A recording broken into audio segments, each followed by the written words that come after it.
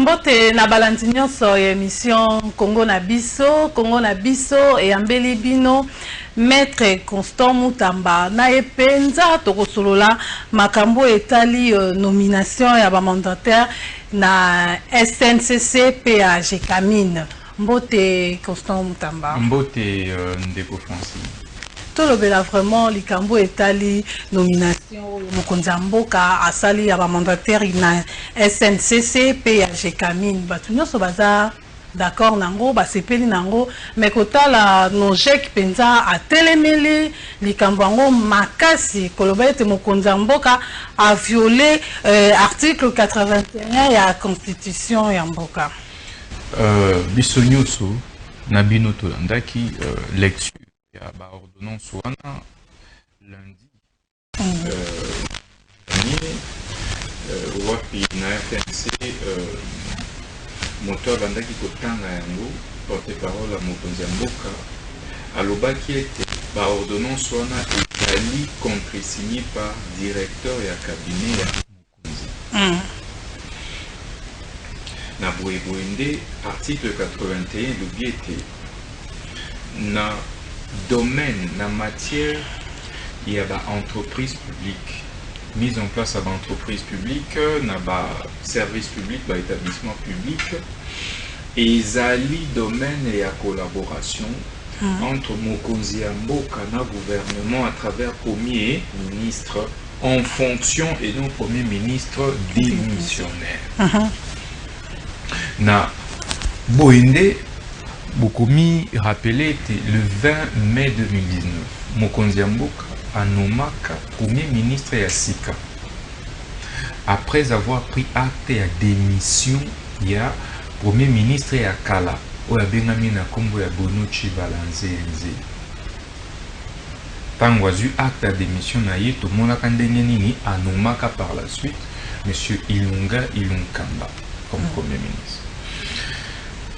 Chibala akoki soki mokete ko procéder na ba acte de disposition ndenge ba juriste ba lobaka de haute portée juridique o ezali na ba conséquences juridiques o échanger ka statut ils ont changé statut à moto lokola ba nomination lokola ba révocation lokola même ba suspension nyonso wana ezana ba acte yo ye Chibala en tant qu'ancien premier ministre à qui le sous-proposé awa azalika kande kozela remise et reprise. Mais en même temps le premier ministre ya sika oya benga na kombo Ilunga Ilunkamba akoki pe ko signer soki mokete po ete azana no investité par le Parlement, donc l'Assemblée nationale, pe asalina nous remise et reprise terre na boende mokonzi ya mboka akoki soki mokete kozwa ba ordonnance soit yemoko soit na contre 5 ya bato ba ali na qualité te lokola ndenge etangamaki na RTNC te ezalaki directeur à cabinet na ye nde a contre-signer eza violation grave ya niveau. Mais ndenge nini bato nyonso bandimi yango basepeli nango mais yo kaka nde oke nango penza ti na profondeur kokundola mpona kotelemela penza nomination wana eza koluka polémique to koluka te kaka yo ozalaka kaka na actualité. Mama Francine totangaka pamba te tosali 5 ans na ba université nano mpona kotanga droit public interne ndonga natanga dans droit administratif eza domaine na recherche na ngai nake ko poursuivre yango lisusu na master obalobaka DA awa o DS lelo oyo naali kokoma thèse na ngai kaka na droit administratif mais le peso ke leke kuma kolandela makambo nyonso tozali kotanga mpona kosalisa mboka. Alors de ce point de vue maman, comment voulez-vous que ba ordonnance oyo eleki na conseil des ministres te parce que ba ordonnance wana esengelaki eutande na proposition ya conseil des na proposition ya gouvernement d'abord et puis conseil des ministres délibéré en gros wapi nde mokonzi ya mboka akoki kotia mokolo to na ye pe na contre-scène ya premier ministre en fonction. Dans le cas de l'équipe Bongo Te Yangonde a violé Penza. Tout à fait, a violé article intentionnellement article 81 il y a la constitution ya mboka. Na boende biso tolobi ete puisque papa na biso Etienne Tshisekedi wa Mulumba wapi ye azali mwana yaza mwana ya Etienne abundela pe akufela respect ya constitution na ba loi ya mboka état de droit.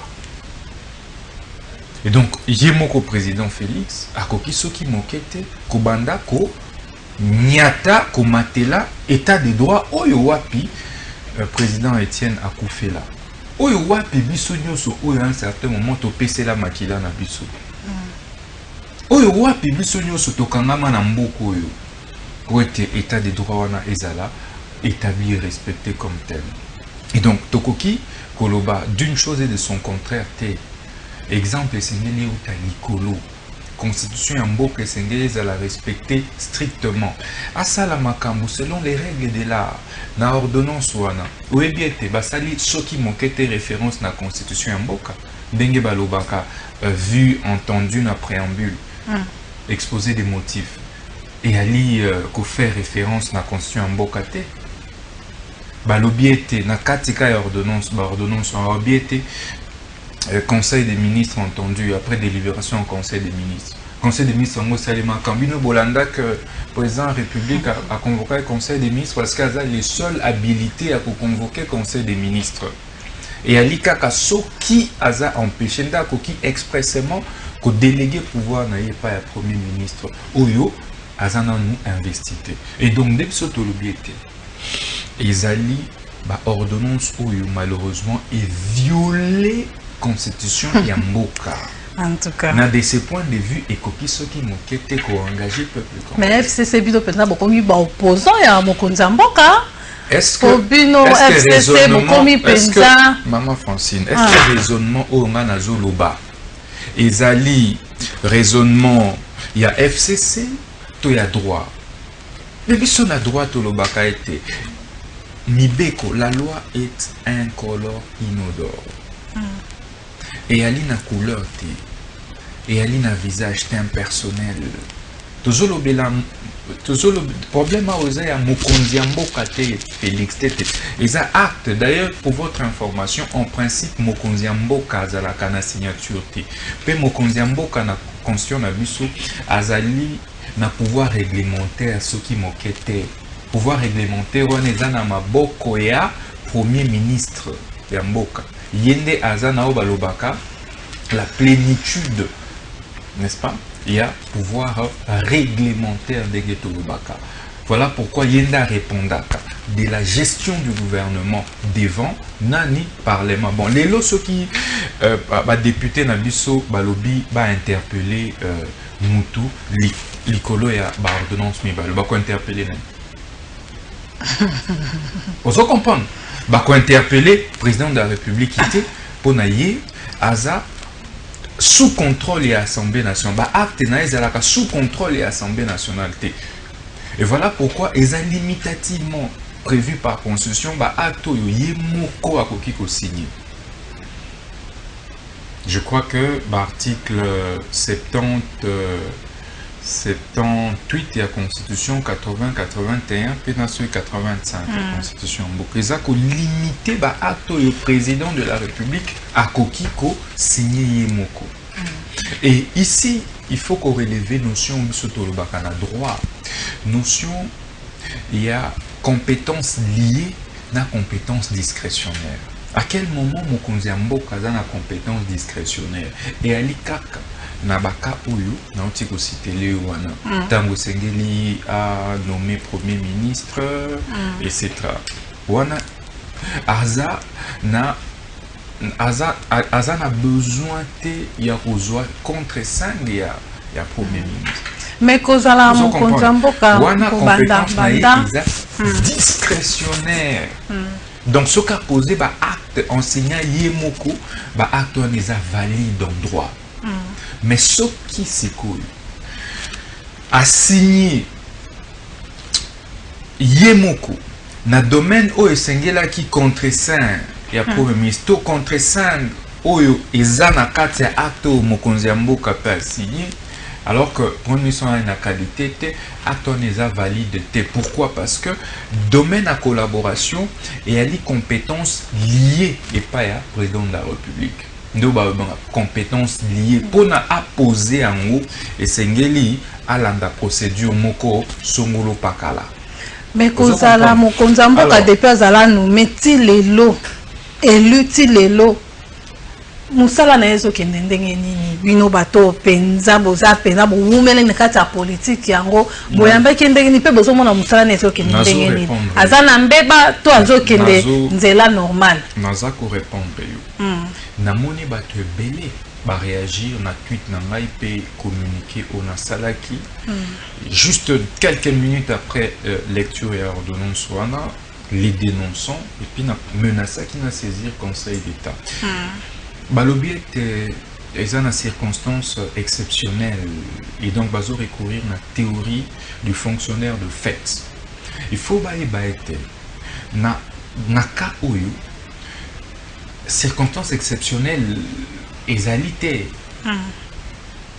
Et le koni nyango sala que circonstance exceptionnelle et à la poète mokonzi mboka a violé constitution ya mboka. Élément à côté ezali pour éprouver en gros na Jekamine na SNCC écoutez ezali ba société commerciale ou ezali na ba conseil d'administration madame soki likambo et ali soki DG moko aza suspendu par exemple ba administrateur de ba kutanaka ba désigné provisoirement moto oyo a continuer ko gérer entreprise madame. Donc, biso to ça qui a mon onatra, tango ba nommé ba suspender qui mukoko samba. Évidemment procédé on a pezalaka violé parce que ton amboka moko yo bibe ko zalaka violé. Hein? Qu'est-ce qui était fait? Est-ce que na onatra mokonzi mboka ça qui est mis en place? Ça qui est mis en place, hein? Ba suspendre direction générale. Et puis, tirer en place AI pour que expédier affaire courante. Ça aurait dû être le cas que de procéder à la violation de la Constitution de telle façon. Article 69 de la Constitution, madame. Oyo bazomi fondo mokonzi mboka za garant de la nation. Mais dans quel cas mokonzi mboka que la garant de la nation? Et puis du bon fonctionnement des institutions. Mais il est en même temps Bazobo Sanango garant de la Constitution. Yende Sengeli a veillé à respect à la Constitution. Voilà pourquoi. Article 165-166 de la Constitution Mboka. Et l'objectif, ce qui Mokonzi Mboka a violé intentionnellement la Constitution. Aza coupable na haute trahison, infraction. En tout cas, au vendeli pende sika wana mingi pona kobeta c'était mokonzi mboka donc asali penza mabe.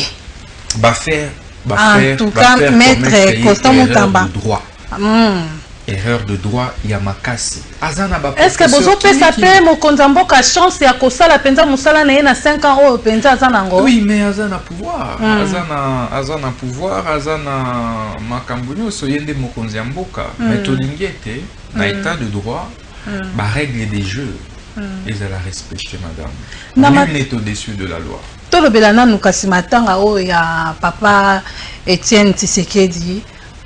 Tout le monde qui penza absence ya mokonzi mboka kala Joseph Kabila. Pona nini ya quitté sali polémique makasi ko lobete na matanga wana penza mimonicité. Non mais azala qui représenté. Ce qui a bando bela jowana. D'accord, bela qui? Non, on a lobby ce qui a bando bela. Ce qui a commis déplacé. Est-ce que Sengeli to le bango na place publique? Azala qui occupé sûrement na circonstances moko exceptionnelles. Yo yebi Tilelo lettre circulaka amitié au président Etienne Tshisekedi envers Kabila na reconnaissance. Il y a ma secret mususu toroki ko dévoiler awate mozana lettre wana avant que président Etienne akende na Bruxelles wapi akende ko kufa lettre à comme la président Joseph Kabila ouais piazo remercier na ba service na volonté na yo azalaki nango pona ko bimisa mboka na situation ya crise. Maître tomekana nkolobela likambo penza ezosala mwa ngungu na mboka ndeko Mike Mukeba inakanisa oyebi ye malamu lelo oyo aza suspendi na assemblée provinciale ya Kinshasa omoni penza likambo ngo ndenge nini? Non mais assemblée provinciale eza na ba texte eza na règlement intérieur na yango oyo ezalaki justement censuré par cour constitutionnelle.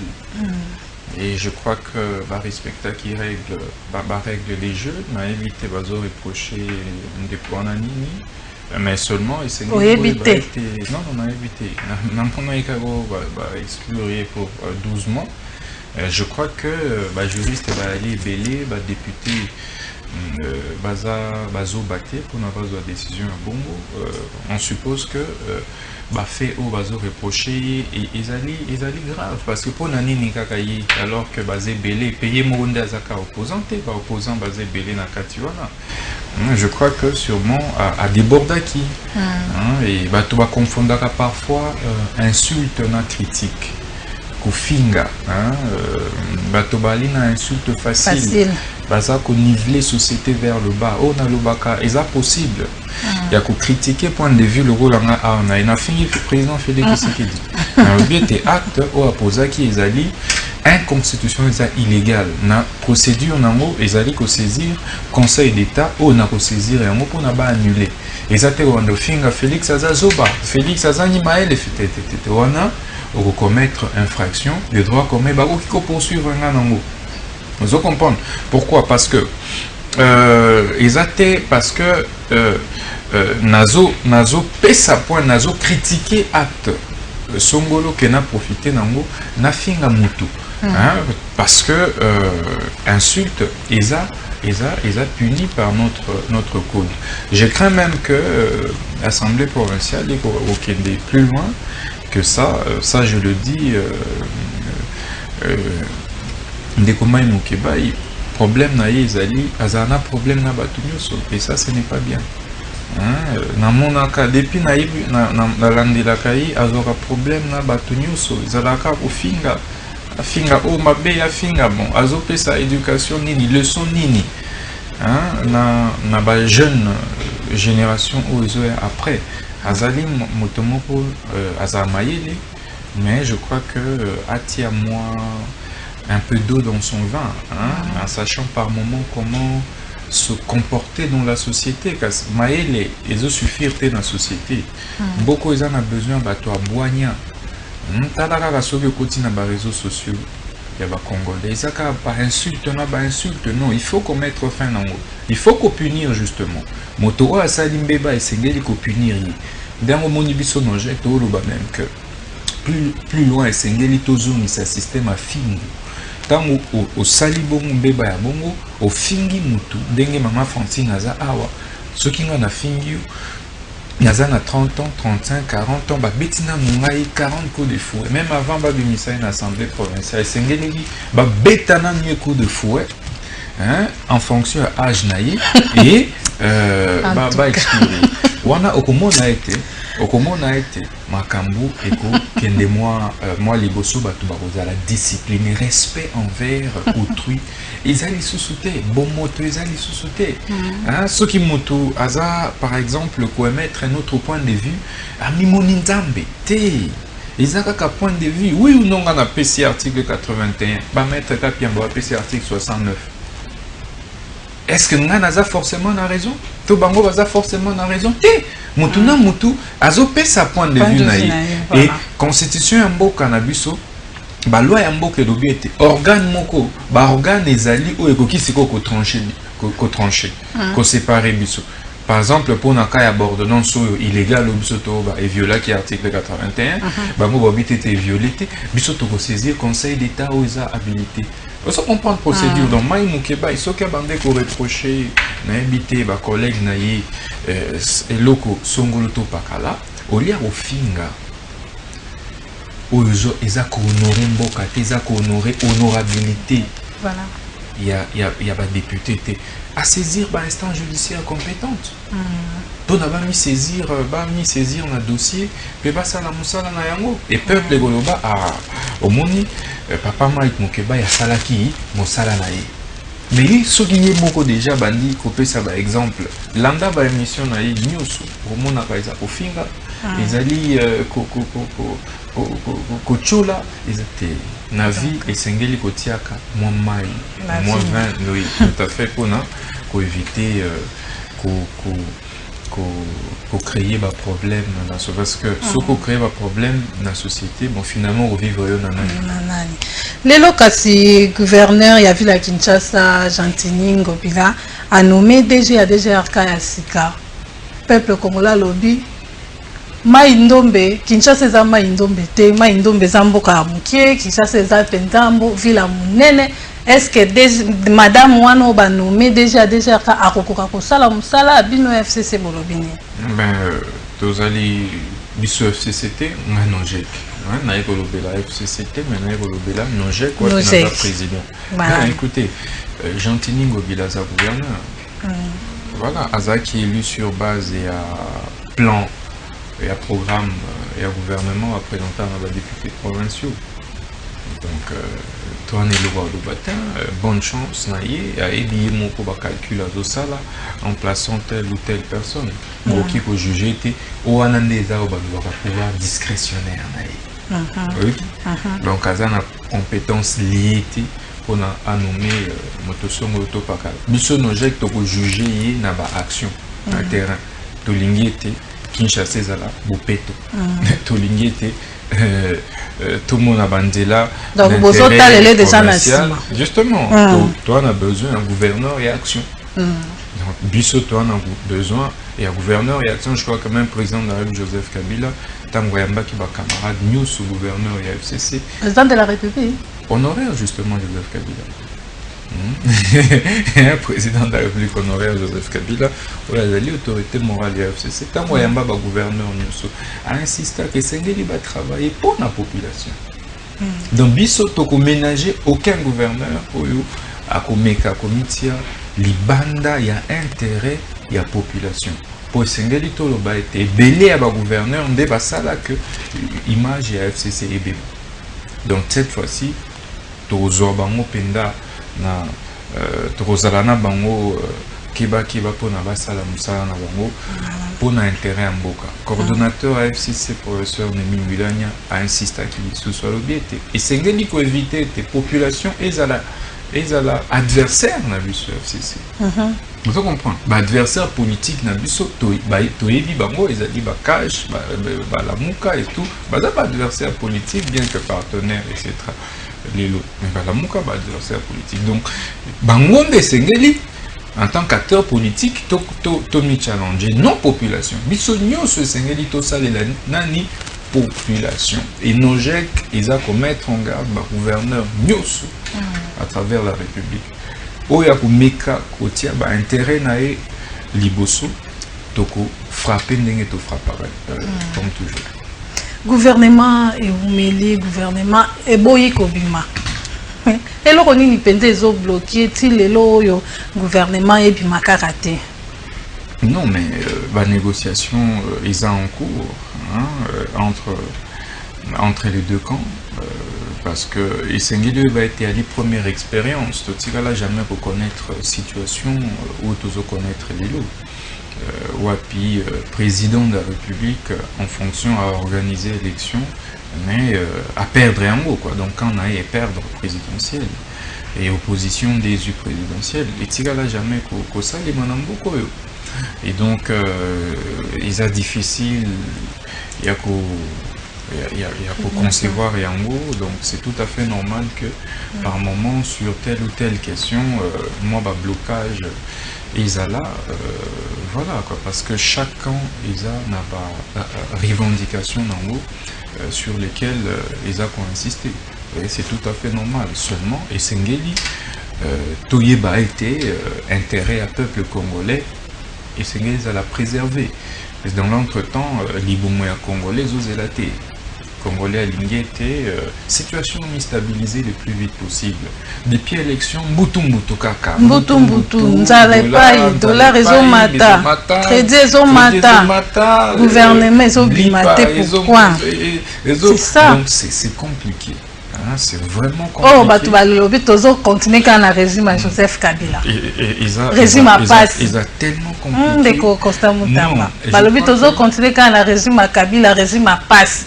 Oui, mais Kabila a tiki biso ka na dollar te nenga tika biso na dollar à likolo wana toujours vivre ka na régime mais tant que toujours vivre ka na régime à Kabila donc vous a conseil que régime à Kabila nyokola ki biso mais on a lobelio que biso toza conscient était ba tata na biso o ba géra depuis 60 bazozonga lisusu o ba travailler na Mobutu ba travailler na Kasavu ba travailler na Mobutu ba travailler na Laurent Désiré Kabila ba travailler na Joseph Kabila lelo yo bango bazozonga dans les Félix Tshisekedi tolobi ete bango bakomi mboka eza moto moko te Félix aza na pouvoir depuis décembre donc janvier nde baproclama ti lelo eloko nini ezochanger malgré volonté aza nango tant que eza miyibi wana batata wana oyo balingaka kotika pouvoir te oza na 80 ans mozolinga kaka mais toza pe kaka otikela jour nini possibilité na bilenge